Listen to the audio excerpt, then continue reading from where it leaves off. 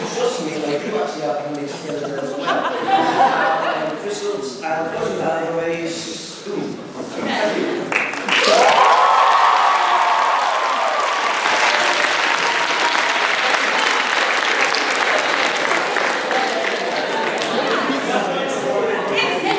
If you like him more than him after he gives you his spiel, don't cheer now so we can tell the difference. Okay, go. You know, a lot of people call it performance, but really it's just a natural extension of who you are.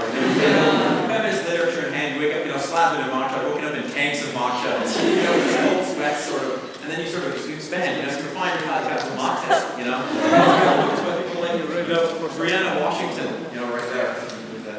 Just, what's it about? It's about a beautiful queer relationship blossoming.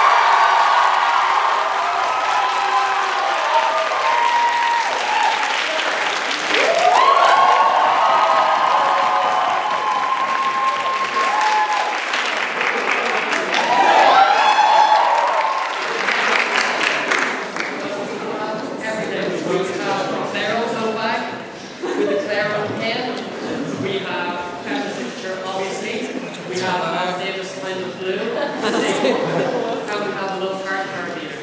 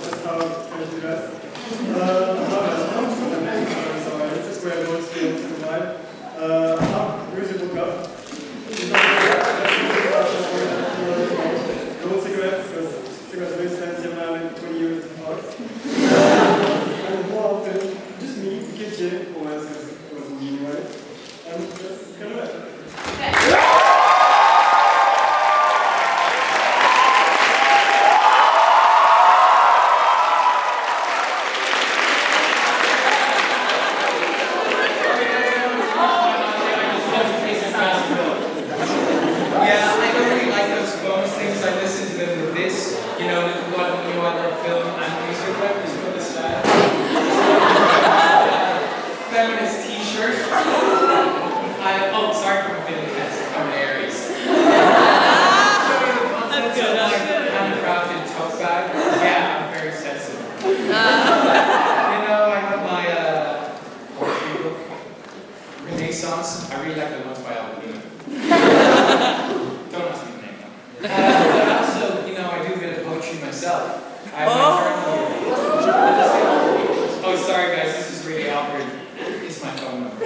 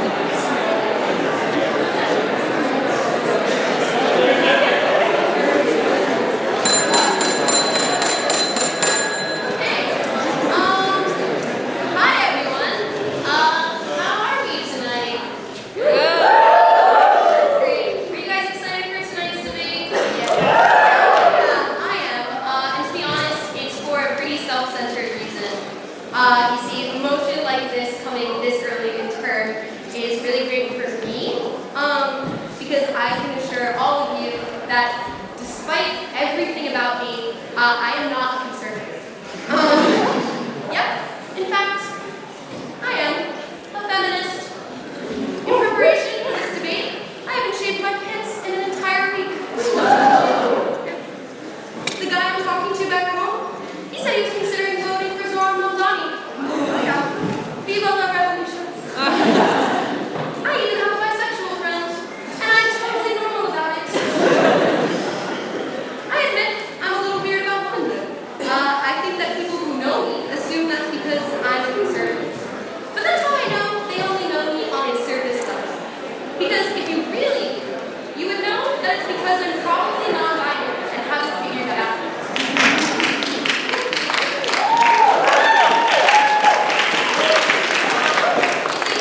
So my mom taught me everything I need to know about being a woman, being a woman. To give you an idea of the type of work person she is, last summer my mom got gifted one of those Stanley Cups by her work, and she found out pretty quickly that you can fit an entire bottle of wine in those. Yeah, so every day that summer she would fill it up with wine, and then she would go to the beach, and then she would fall asleep. And a lot of times she would fall asleep when the beach closed, and she would have to like hop the fence to get out. And the last time that happened, the cops came. They let her go because white trash recognizes white trash.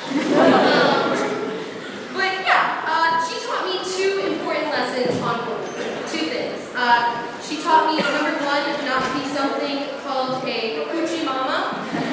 And number two, how much wine on a weeknight is enough to get you 8 hours of sleep for work the next day.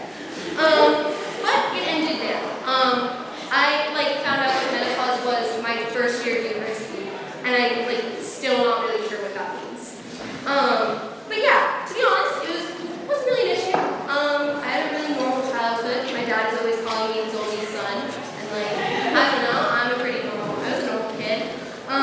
But then I started getting older, and it was every other girl around me knew things about womanhood, and then had these experiences I just never got. And comments about being your father's only son start to feel weird when you consider the fact that you have two brothers.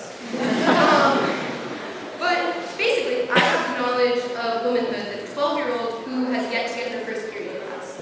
And that's kind of weird when you're an adult woman. It's like being the newly renovated Burger King. Sure, it's cleaner in there and it has those fancy iPad things instead of employees now, but it's also still Burger King. In the same way that I'm taller now, have boobs and stuff, but I also recognized immediately when they renovated the Burger King on Grafton Street.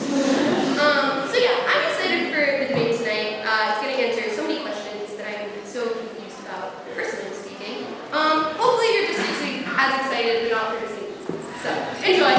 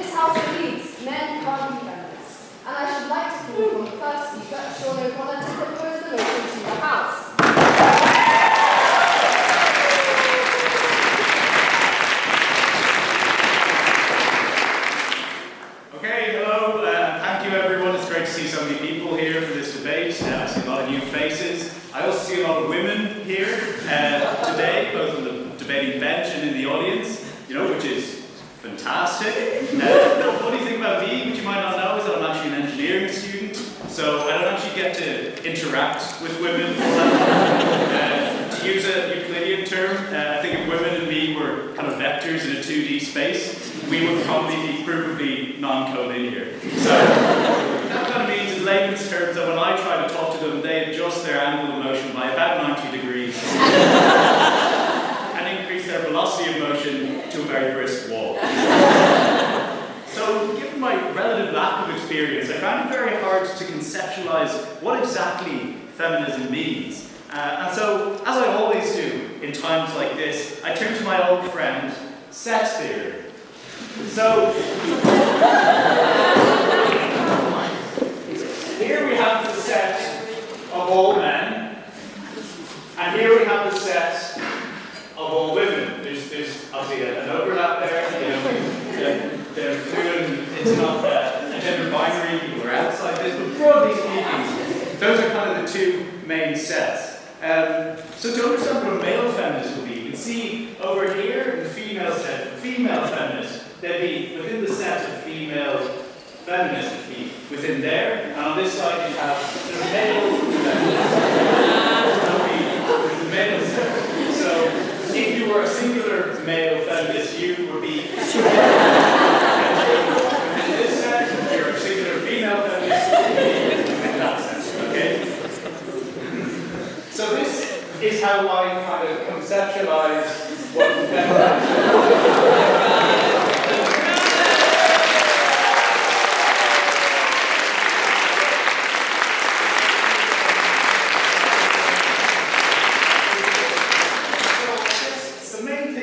whether you can be a male feminist is that these are not two commutative sets. There's a term in mathematics called disjunction, right? And disjunction is denoted by a sort of upside down wedge, sort of like this. As opposed to conjunction, which would be sort of wedge more like this. So if you've got to look at these two symbols and consider that this is disjunctive, and so we kind of ignore this bit here, sort of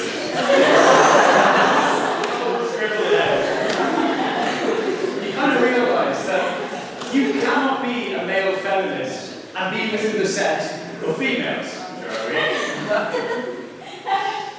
This is how I've come to understand what a male feminist could be if it even existed. So if you just take a step back and appreciate that conceptualization for a moment, I think you'll understand how I've begun to understand the term male feminist. But there's a problem here. Male feminism and female feminism is clearly not associated. So, within this diagram, we have to highlight that, we've used a disjunction symbol, we use a sort of wedge, you've all learned a bit today. And so you have to use these symbols to understand that, ladies and gentlemen, this is what feminism means to me. And so it's when I reflect on what this concept means to me that I start to realize why it is that men can never be feminists. See, to be a male feminist, you have to sacrifice the privileges of your own set, like higher wages and preferential treatment, in order to help a group of people who are completely outside of your set. In other words, you have to commit a completely selfless act. It is my contention that there is no such thing as a selfless act, and when feminism is done by a man for his own gain, the act is no longer feminist because it's done to advance the privileges of a man. For the STEM students, that conclusion should be a fairly trivial derivation from this image here, but for the lesser among you, I'll explain it using my words. The reason why the performative male archetype always features a feminist novel in the tote bag is because male feminism lends itself a golden opportunity to exactly the type of people who cosplay as bisexual to win over girls in Workman's, and yet still maintain a group chat with their private school friends where they exclusively send in clips of Jeremy Clarkson shouting at minorities. The truth is that even Jeremy Clarkson is more of a feminist than these performative males because all he does is, write an article in the Sunday Times with a headline like, trans women turned my pint of Foster's into an acai bowl. And no one really pays him much attention. Whereas male feminists present as one of you. And in doing so, they get the airtime they don't deserve because after all, the only thing they want is this.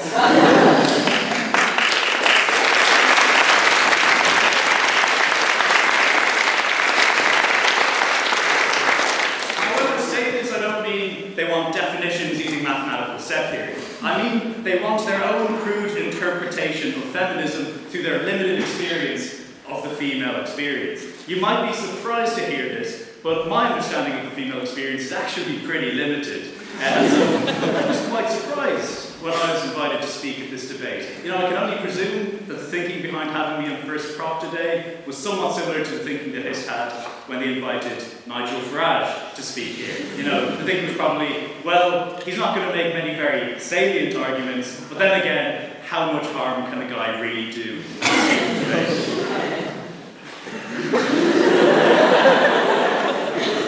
So, I think that's my point, that we are all motivated by selfish interest. So, a man will never really be a feminist, because he's never really just looking out for equality. So I'd like to conclude this speech with a final thought, one which is in one way a bit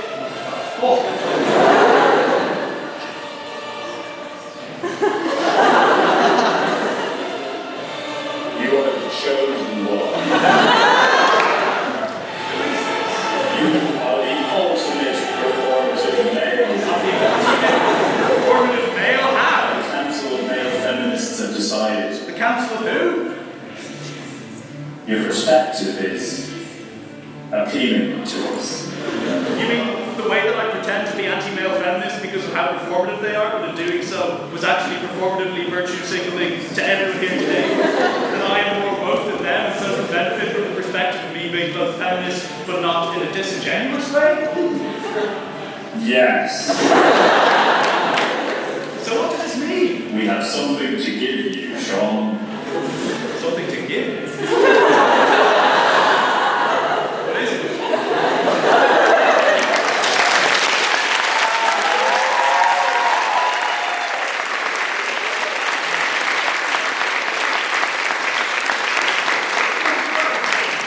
Look at this! The Feminine Mystique by Betty Friedan. And this? The Book of Performatively Non-Performist Male Feminism. This book shall be presented to the chosen one who advances the means of getting laid by pretending to be sensitive, the one who does so without seeming performative, and who must preach to all men that this can be done too. Go ye and learn from him. This book begs you to propose this motion. Thank you.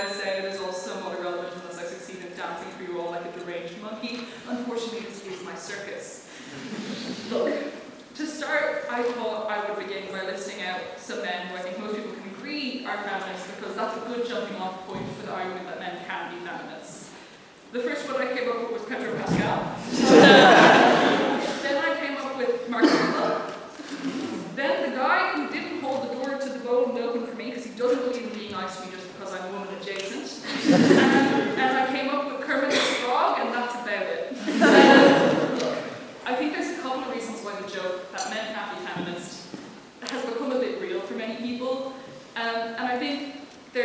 couple of reasons there, and the first one is that everyone has their personal understanding of feminism. And for a lot of women, that personal understanding relies on lived experience being an important factor. But what feminism fundamentally is a belief that a person's gender should not be a source of inequality. Which means if you're a man who thinks women should be in the graft, you're a little bit feminist. To call yourself a feminist is a political identity, and to argue that a person's gender identity can be incompatible with their political beliefs is a bit silly, which we should know from looking at the likes of Caitlyn Jenner, Candace Owens, and many tradwife influencers. Your gender is not incompatible with the political belief system, whether it's one that is left or right wing.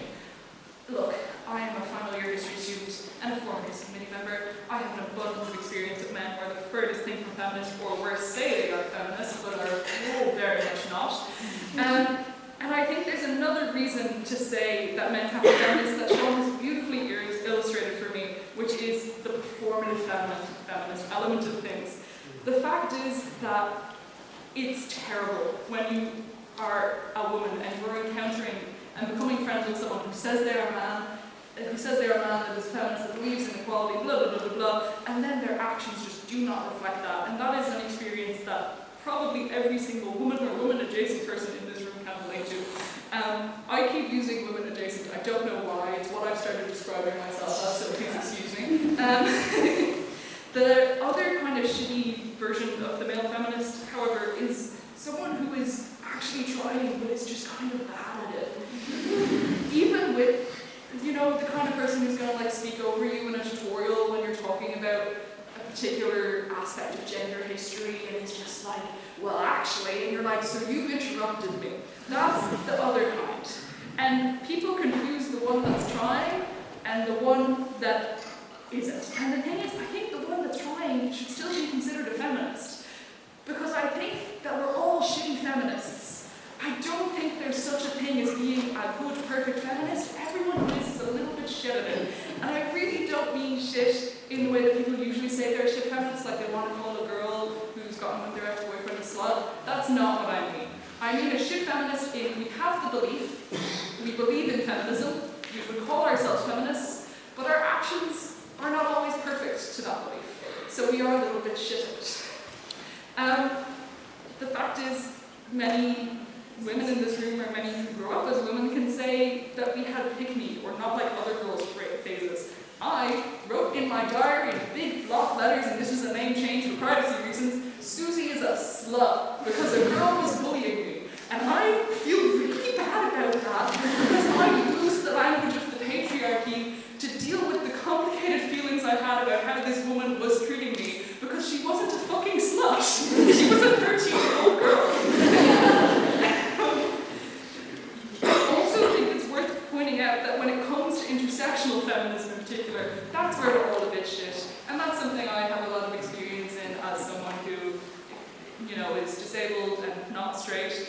People are bad at intersectional feminism, and so I really don't think anyone can stand up and say that they're a good feminist. I think everyone needs to admit that they're a little bit shit at being a feminist if they call themselves a feminist, or else, it's a virtue signaling thing. I also think there's this concept that's entered into feminism because of the whole online era of the girl's girl as feminism. That feminism it's like the new kind of girl boss feminism, where instead of going out there and making a place for yourself in the man's world, you have to support a woman just because she's a woman. And that's also not feminism. Because feminism is about equality. So if someone is being shitty and they happen to be a woman, it's okay to bitch about them. That's not being a shitty feminist. Being a shitty feminist is calling her a slut, because she's not being a slut because you don't like her. See 13-year-old Me's diary. So, I think it's worth observing this internet aspect of things, and also because of, our preface chamber tonight, and Sean's speech, the performative aspect of things. A lot of those people, I don't think we should dismiss them, purely because we think they're being performative. Because the fact is, the first step to anyone being any kind of feminist whatsoever is being shit at it. You do not start playing, you do not touch a piano and become a maestro. You badly play chopsticks. And I think feminism and any ideology you start to subscribe to is very similar. Being a full vegan or vegetarian who never messes up is great, but so is someone who decreases their amount of meat having a week. Being zero waste is great, so is using a reusable reusable water bottle or coffee cup. Someone who engages with the boycott imperfectly is still trying to make a difference through their actions. Someone who tries to be feminist and this is key, is open to learning and being corrected in how they are behaving in that feminism, are open to discussions with others about how they are being feminist, that will always be preferable to telling someone it is not possible for them to be a feminist purely because they are a man. My 16-year-old brother is the epitome of a performative man. He borrowed The Handmaid's Tale off me. Wears baggy pants, got a record player for his birthday, but that is actually just him. And he is actually becoming this little feminist who's arguing with his friends about how they're talking about women. And that's because he's engaging with this stuff. Maybe it starts as a performance, but maybe it evolves into the shitty feminism we're all practicing today. I'm not going to stop, I'm sorry, I've got to finish this. I want to ask you all to be shitty feminists. And it matters because many of the men who are at risk of being radicalized are a lot more likely to listen to their mate calling them out because he read like just the first page of The Handmaid's Tale or has some idea of what is wrong or right in alliance with feminism, even if he won't call himself a feminist yet. A man is going to listen to his male friend more before he's going to listen to a woman telling him that what he's doing is wrong. And so we should encourage the men around us to be shitty feminists instead of telling them that they can't be feminists at all. So I ask you all, be a shitty feminist, call out your friends on sexist jokes, question yourself on why you think certain things, be aware of women's space on public transport, for Christ's sake. Who cares if you are not perfect at it? All that matters is you genuinely fucking try. Thank you.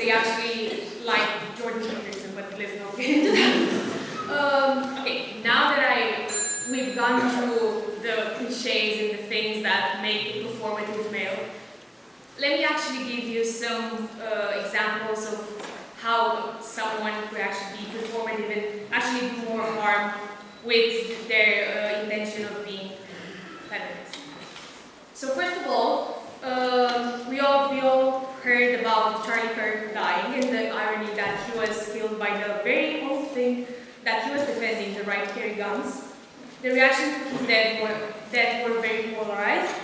Everyone expected his far-right supporters to be enraged by his passing, which was true, but what I didn't expect was that tens of thousands of people were posting, crying, or posting messages that he did not deserve to die, or other messages in support of him.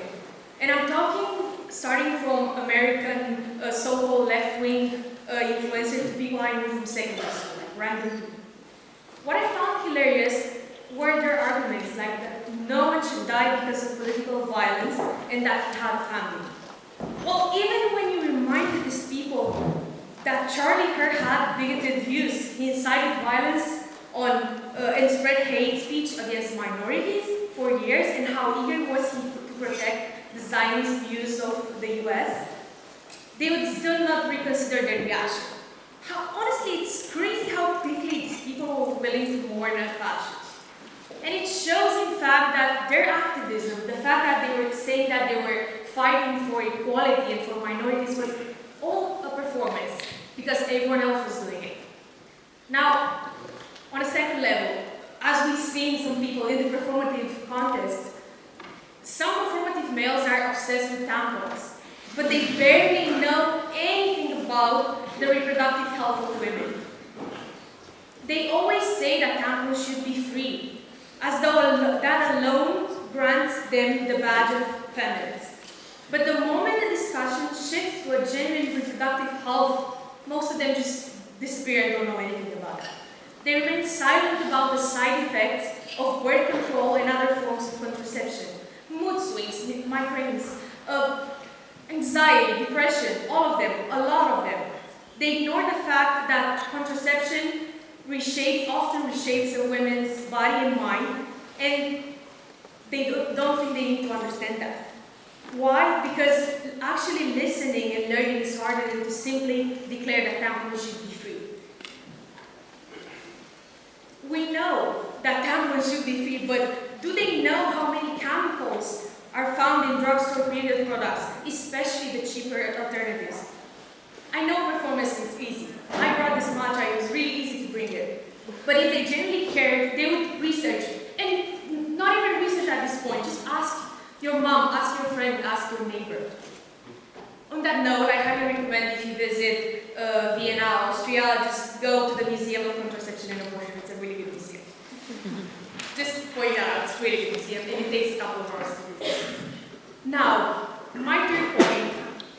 I don't know how many of you participated in the Freshers' Fair, but I assume a lot of you. You probably saw that there was a huge display of the Soviet Union flag in the main square. And I would say that a performative male would say that he supports gender equality, but at the same time he would call that freedom of speech.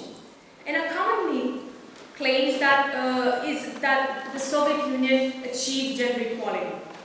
While there were some levels of the fact that women were allowed to work, they kept their same status and their same traditional duties, their expected role, and the leadership and decision-making was still part of a male's life, not a woman's. Now I want to share something important to me. I'm from Romania, which was unofficially a satellite state of the Soviet Union. And between 1966 and 1989, more than 10,000 women died from unsafe abortions because of the system was not allowing actual healthcare to be conducted. This left loads of healthcare workers, including my grandma, who was a nurse, to decide whether to save a woman's life and perform an abortion or to just let her die. And if they decided to perform an abortion, they had, most of the times, they ended up in prisons in inhumane conditions. And today the situation is not much different. In Eastern Europe, there are still thousands of deaths, and almost every day a woman dies because of femicide. Because at their hands of their partner, their relatives, males in their life, close people, just kill them. And these things happen so often that people don't even know that's femicide and that's an actual thing. And what I'm saying is that performative male, perhaps they should reconsider calling themselves feminists if they continue to support an oppressive legacy that still obstructs the progress of gender equality in Eastern Europe. Now, just to bring it on a nicer note, I would say, because that was intense. If you identify as anything other than a woman and you don't actively engage in the things I just said, and other things obviously in that same area, I would say that you're still not exactly a feminist, but you're an ally to feminism. And that's not a bad thing. Think of it in the same way as you would say that you're an ally to the LGBT community. You support your queer friends and you advocate for their inclusion in society. Now I want to share you a quick moment from last week's Freshers' Fair. At the judges' table, a guy came up and asked, why are there no males on the committee? It's a fair question, so I asked him back, do you want to join the committee? Well, we're organizing an EGM soon, by the way, if you want to join the committee. He didn't respond, he just left. So that's kind of crazy because it's easy to talk about supporting gender equality, but harder to actually do the work and join this fight. And here's the truth. In today's society, men who chose to call themselves feminists have nothing to lose, but everything to gain. So don't just adopt the label for appearances. Be active, show up, help in your community, attend protests, support feminist issues. On that note, if you want to be part of the change, join Judith, Gender Equality Society. Let's make Trinity a campus where equality isn't just a spoken word, it's practice. Thank you.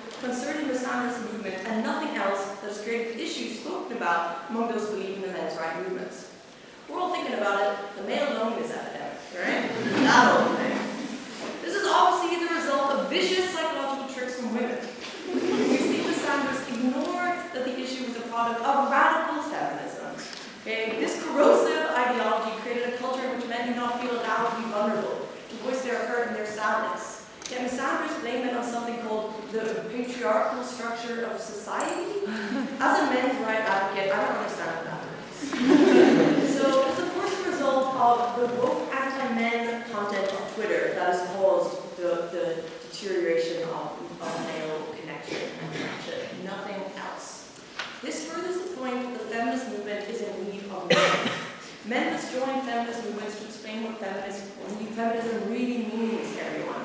Feminism must be reclaimed by the oppressed. We must direct it towards true equality, towards men's rights. Men must go into non-male spaces and co-opt them. For the first time in history, by the way. Never happened before. Otherwise, the horrors of man full are frightening. It's up to men to fight the right and wrongs of women. These radicals are talking about killing all men. We must rise up.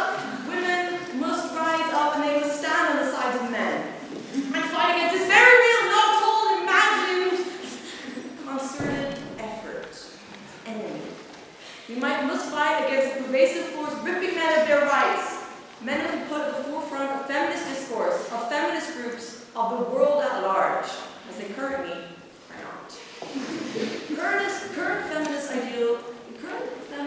ideal version of the world is one in which men are given no rights, are just used for sperm, are discarded without care. So this is the reality we are approaching, and fast. Of course, I need not give examples or expand this argument in any sort of rigorous or fact-based way. I certainly do not want to be nuanced in any sort of way. Instead, I'll write a quote. Men have been demonized, undermined in society, have less rights than women, and have been oppressed by a sexist, radical leftist agenda that at the same time screams for equality. Men, you want to know this battle. That is, of course, at TruthFairy131 on Twitter. For all my feminist discourse. I could not have said it better myself than TruthFairy. She really just captures the idea. The current feminist movement has become about superiority. This should never have been the attempt. I'm standing here saying men's rights matter, and I hope you can all hear me. To conclude, we must reestablish the roots of we must reestablish feminism in the roots of its equality, and we must not subjugate men any longer. We are unfortunately currently off a cliff in a Subaru, powered by wokeism. No coming back. Feminism as a project must start promoting men's rights, not women's supremacy. Thus, it is my view that men are the truest feminists in this world.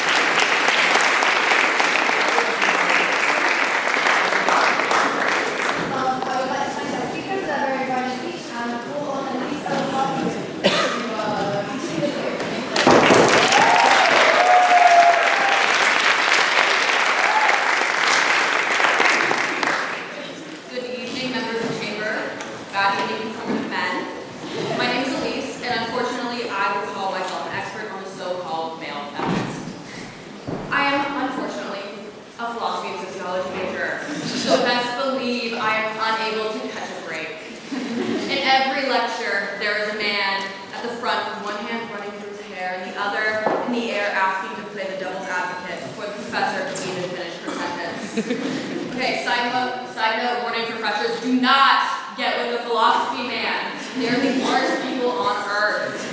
Anyways, like back to the debate. So don't be fooled by these men who try to disguise themselves as feminists. They are the apex predators of the arts block. They stalk the group discussions, they hunt in the seminars, and their national mating call is, well, I think that Simone de Beauvoir was really trying to say. But today, I am here to prove to you that despite their natural camouflage of coat bags and singular ear piercings, these creatures are in fact not feminists at all. They are merely male feminists, and yes, there is a difference. To begin, I'm going to define what feminism is. So feminism is defined as a social and political cultural movement that advocates for gender equality and focuses on challenging and dismantling systems of oppression and discrimination against women and other marginalized genders. At its core, feminism essentially seeks equal rights and opportunities and representation in all of the areas of life. Feminism is not necessarily about prioritizing women over men, but about creating fairness and dismantling those inequalities that harm everyone. It also recognizes gender justice is linked with other struggles, such as those of racism and classism and homophobia. Ultimately, feminism envisions a world where genders of all kinds can live freely, safely, and with equal respect. And so, we should clarify what I mean by a male feminist. Because I think that there is a big difference between what a feminist A male feminist is someone who can tell you that they listen to Fiona Apple, that they've read Sylvia Plath, that they understand the complex Marxist dynamics of the patriarchy, and then 5 minutes later, they'll gaslight you so hard that you start wondering if you yourself are even feminist at all. Being a feminist is about solidarity. Being a male feminist is about strategy. Usually the strategy of getting laid. So, although the performative male aesthetic is easy to identify in the cream of the crop that we are lucky enough to have gathered in this room this evening, it echoes in every single room on this campus. Don't believe me? Just look at the usher. You'll find plenty of men in wired little headphones in an attempt to transplant women from freezing cold library into their equally hostile rooms. Their matcha is green, their morals are gray, and their haircuts are shaggy enough to hide the lack of a brain underneath them. However, POI, hi. Can a man, are all men male feminists? Or can you be a man and not be a feminist? If you are a feminist, or the closest thing you can get to a feminist as a man, you are a male feminist. So you cannot be a feminist. Okay. If you want to identify as a feminist, you are a male feminist, and I am saying male feminists are not feminists. Okay. Yes. Thanks for that lack of clarification.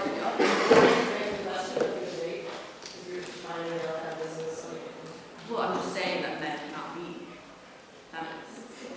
I'm on the side that men cannot be feminists. Okay. However, there's a much more insidious epidemic permeating the mean streets of Trinity. Men are inherently performative. They adopt feminism performatively to gain social or romantic approval, not because they're committed to dismantling the structures that benefit them, but because real feminism would mean giving up their unearned advantages. Point of interest. Yes. All gender performative.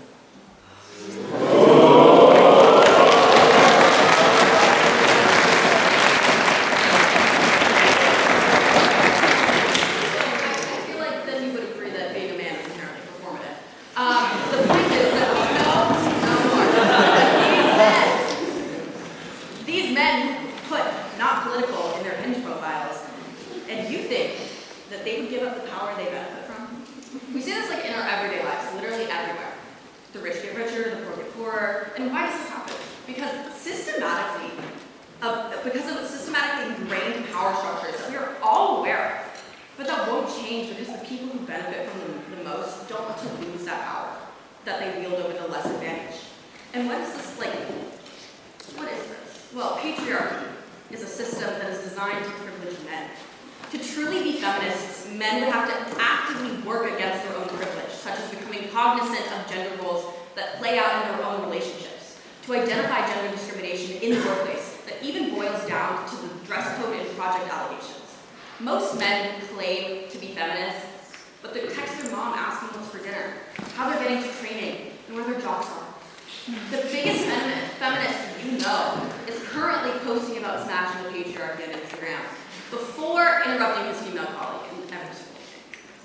It permeates every facet of our culture in our intrinsic self-beliefs, underscoring the cyclical effort that is required to present sufficiently as a woman when to be a man all you have to do to exist is to exist.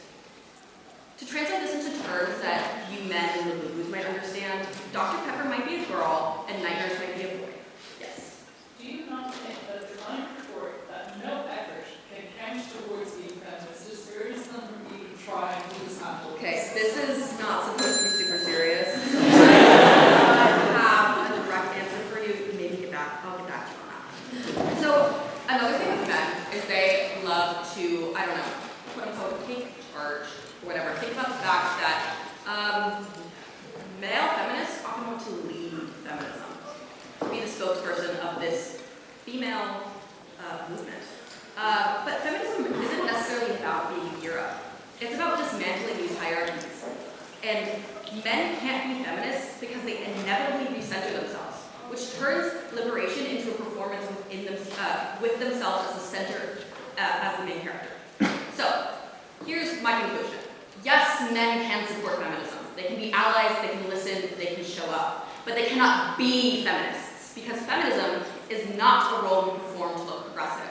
It is a lived commitment to dismantling the very system that benefits you. and men, at the end of the day, can't and will not do that.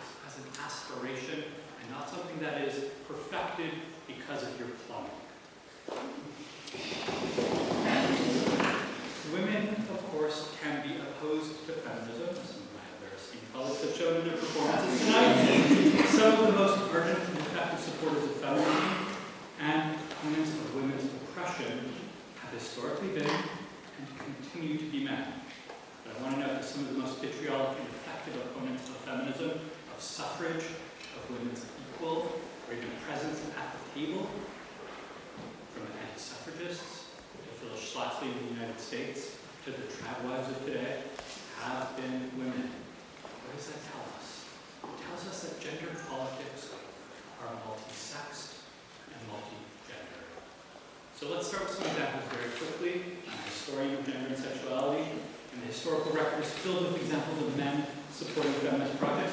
If you want to learn more about it, please do come to my classes next semester. History of reproductive politics, on the sexual revolution, and I'm still in the middle, at the very beginning of a year-long LGBT history class. So, we can find these examples, not just in the suffragists, but also what are known as the suffragettes. See historian Robert Kroger on this. In the 19th century, there were the free lovers in the United States. Think Victoria Woodhull, think Emma Goldman, but also John Humphrey Noyes, who rejected marriage as it existed then as a form of chattel slavery for women. Margaret Sanger's birth control movement was filled with men who sought to emancipate women from the shackles of biology, as they would call it. Sanger's second husband, Noah Sleeve, smuggled diaphragms into the United States because they had to be smuggled, they were illegal. And a little bit of cross-border bootlegging from Canada, my home country. Now, the founding members of the National Organization for Women in the 1960s, of course, include people like Betty Friedan and others, but also Richard Graham, a member of the Equal Employment Opportunities Commission, and when he became president of Goddard College, helped found one of the earliest centers for women's studies. The proof is in the deeds and in the practice. The list could go on and on.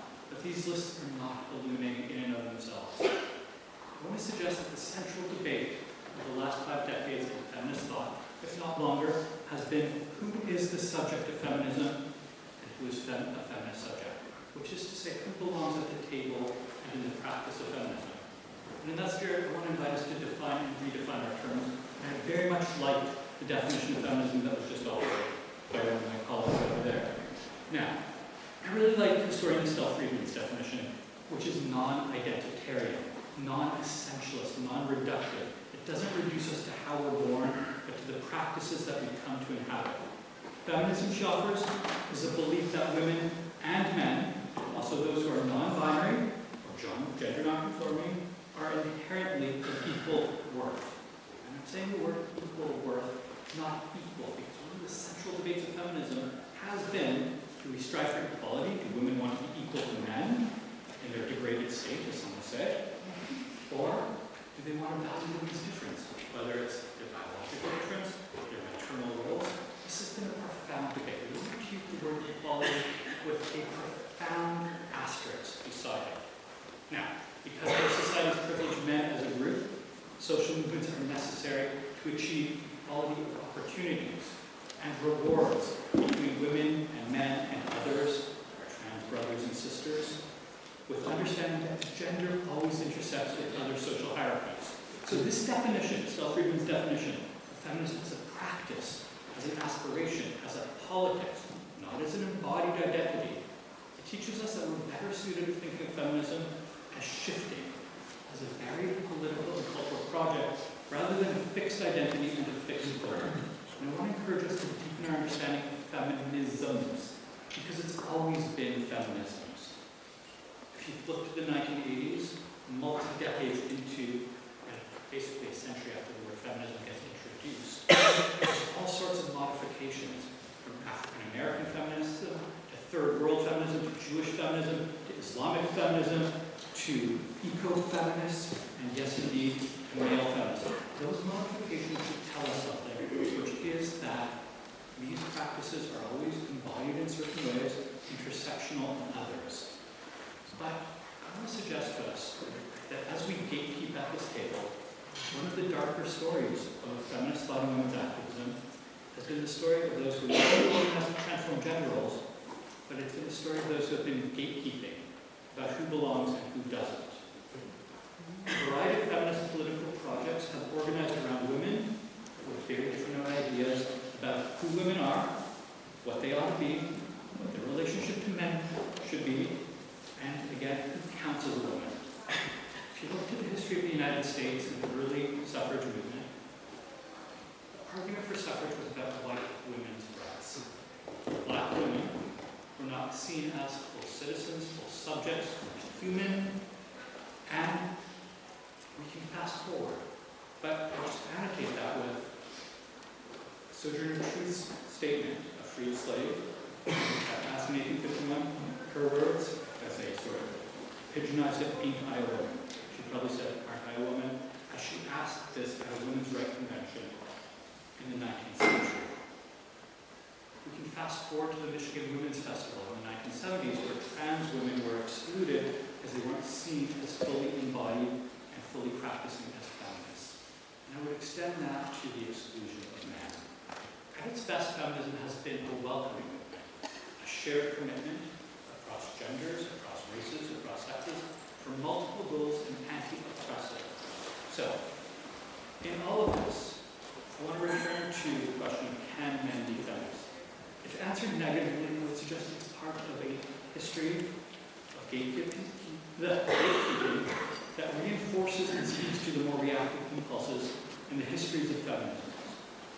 I think feminist projects have been at their very best when they see the project of transforming oppressive gender relations as a broadly shared project that will cut across constituencies, invite people to ask new questions, commit to new projects, rather than checking anatomy at the door as a sort of entry ticket to the table of political projects.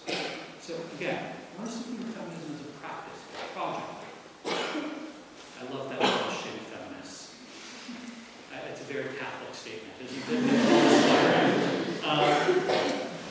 But I also think that we'll see feminist projects truly succeed when core assumptions about equal worth and opposition to gender hierarchies are shared values across genders.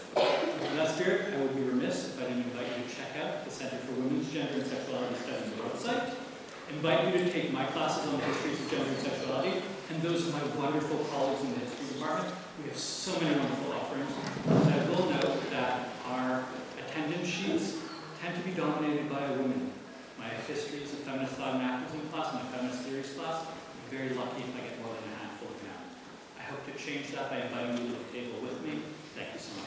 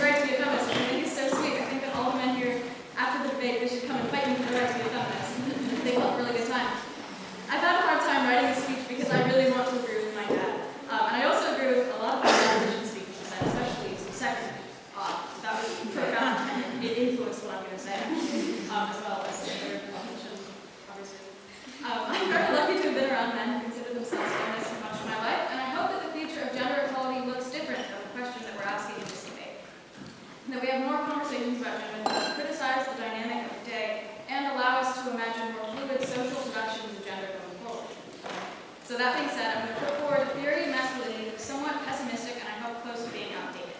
I love men and think that they're great.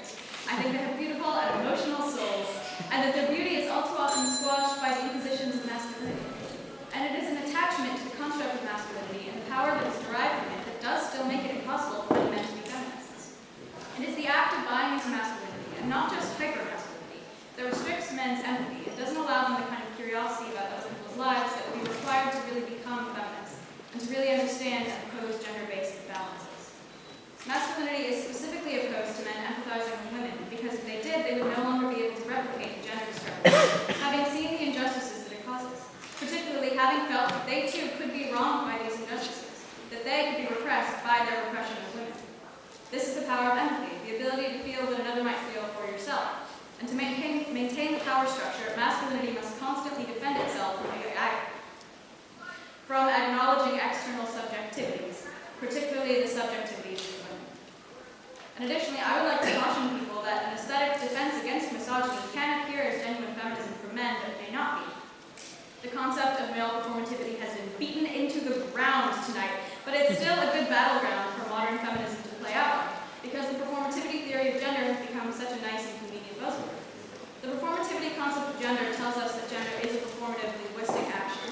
That when I say I am a woman, I am performing womanhood with my positive statement, particularly directed to an audience. It is your viewing of me that makes me a woman, with my statement in the social realm. But feminism is not a matter of appearance, and it is not a social construction like gender. It is a matter of ideology and action. It is not the audience that makes a feminist. And when a performative man says I am a feminist, his vocalization does not have the real weight of what we mean by performativity. In this case, performative refers both to our culture of hyper-awareness of social performance and the idea that the performative man must be aware of the fact that gender is performance, since he is so obviously performing an unusual variant of masculinity, one that seems to require a degree of self-awareness and knowledge of feminist principles, or at least his perception of what feminists want. But this is a debate about men's ability to actually be feminists, not to appear as feminists. And a man who drops his feminist literature may be about to engage in a kind of feminist doublespeak. And this is why I'm speaking on proposition. I think we cannot stop being critical of the gender binary just because the performance associated with the replication of the old hierarchy has changed.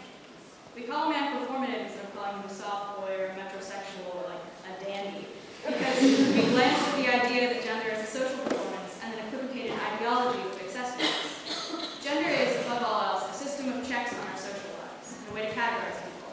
And a strict adherence to gender can keep us from developing our curiosity about each other. And this is the real danger of elevating the significance of the performance. It isn't controversial to say that we can often obscure ourselves in our genders, and that it is often useful and convenient to extend that social mask to others. But the maliciousness of the idea of the performative male is that the mask has changed. The mask seeks to become unrecognizable to us as the oppressive structure that we were once opposed to. But the performative male, in telling us that he is a feminist, only performs in the language of feminism while shirking the real meaning of that. I do want to start considering that everyone in the proposition side is taking the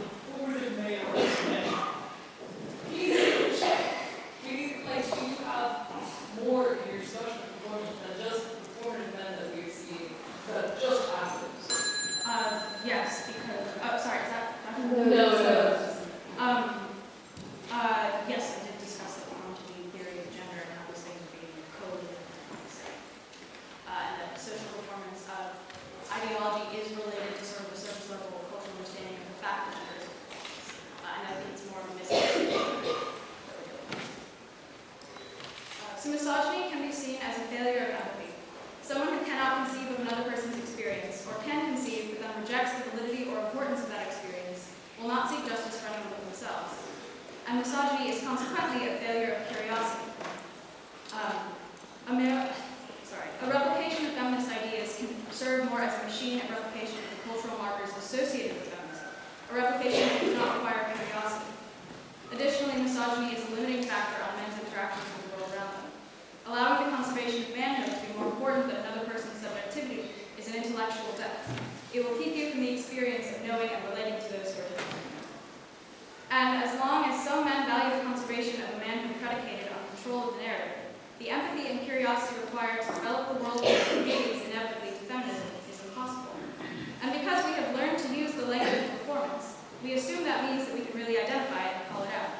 We think that we have collective control of the narrative, and that by acknowledging performance, we do not allow it to deceive us.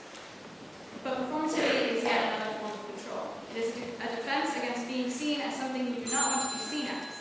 The mystery of the person inside the man still hides from us, whether he calls himself a feminist or not. And there is no sure way to know what he believes or what he clings to, or whether he has learned to look at the world and see it for what it truly is other than his actions. Perhaps the performative male is the most honest among us in this quest for pure utility, but I believe that we should not accept performance without empathy. We must have faith in men, that men will work to meet the standard of feminism, but it is not just to let them rest on their laurels, no more than it is just to fabricate vulnerability or accept a stereotype without investigating the source of its power. Thank you.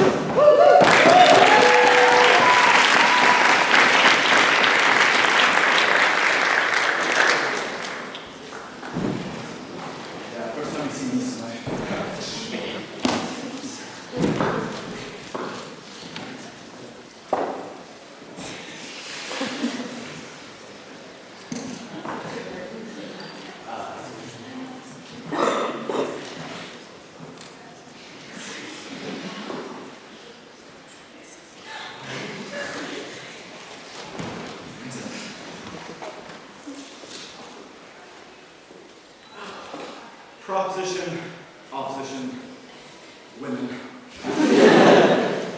I'm coming into this debate with the same intention that I come into any dismissive conversation about professional women's sport.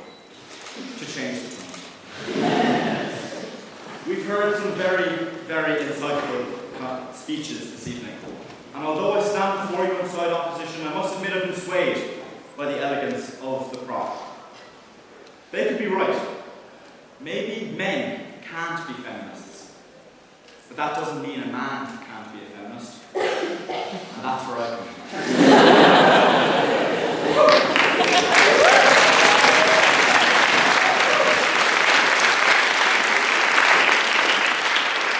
You know, if I was milling around the GMB before this debate, a lot of people are coming up to me and they're saying, Owen, why aren't you competing in the performative man contest? And to be frank, I was disgusted. None of this is a performance. Yeah. Can I borrow your copy of sex? No, it's my mom's house.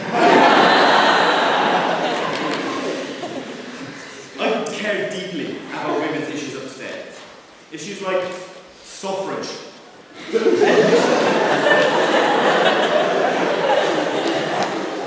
Admission into the College Historical Society. And the guy who invented periods. And of course, I only care about these things from the genuine goodness of my heart. But women, men lie. And I can understand that some of you may be skeptical of me. So I'm going to go through a few of my credentials. I want to talk to you about my favourite women. First up, Taylor Swift.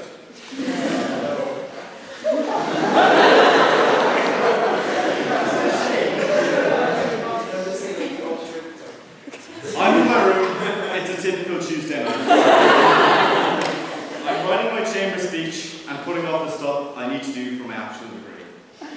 I'm staring at the blank space where my speech should be, and I'm yearning for last Friday, when we were drunk on something stronger than the drinks in the bar. But I snap out of it. I remember you're on your own, kid. And I think about Taylor Allison's life. Self-made billionaire, music mogul, businesswoman, philanthropist, and aviation geek. Her lyrics never fail to inspire me and drive me on. So much so that I've included a few of them in this point. And I think that really speaks to how easy it is for a man to become a feminist. Because it is not that hard. All that witty referencing cost me was a Spotify subscription and my dignity. Number 2. No. What's your opinion about the song The Man by Taylor Swift? All of the Taylor Swift songs are really good.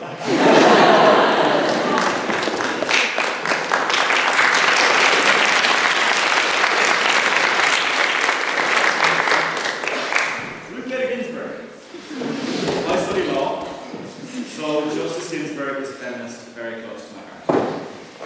She was a judge in America who was a woman. Anyways, Whitney Houston. What's so great about Whitney Houston? Well, of course, she's every woman. And they named the train station after her. This intersection between feminist advocacy and rail travel, particularly because as well as being a feminist, I really care about our planet.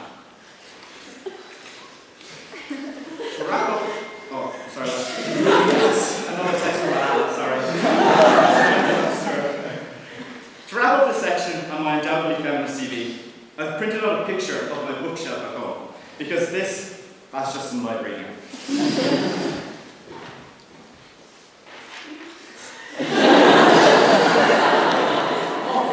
That's my Snapchat. Oh, this is. I don't know what that was about. Sorry, that's really weird mix up. But really, I've had plenty of people tell me I'm a great listener who creates safe spaces for female voices. With the exception of that one girl from the Hinge date last Friday, but that doesn't matter because of course she was lying like every other girl. And like the nice guy always finishes last. Anyways, I've said the word I a lot in this speech. And that might be a bit strange on a motion with such a general topic as this. In fairness, the poster says men, not me. But there's a reason I've done this. Because it's, well, I'm not like other guys. Even Sean. I've come and offered a completely unique and empathetic perspective on the feminist movement from the eyes of a man. Or at least I think it's unique, because you know, the whole idea of a performative man does reflect the general degradation of personal style that has come about due to the rise of social media algorithms. And the performative man is a particularly interesting example of this, as the homogeneous nature of the aesthetic is pushed by the proverbial performer and audience. This becomes even more complex when the intention of the performative man is considered. This sort of piggybacks off Ava's point, but does this interest in the female gaze and women's issues bring about some small positive change, or is this just objectification and manipulation in its newest and purest form? But yeah, just enough Doyle's for a man chat.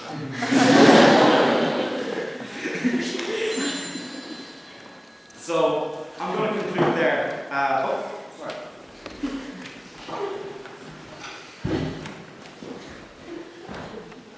I'm going to conclude there. Thank you very much. And I'm 6'5", by the way.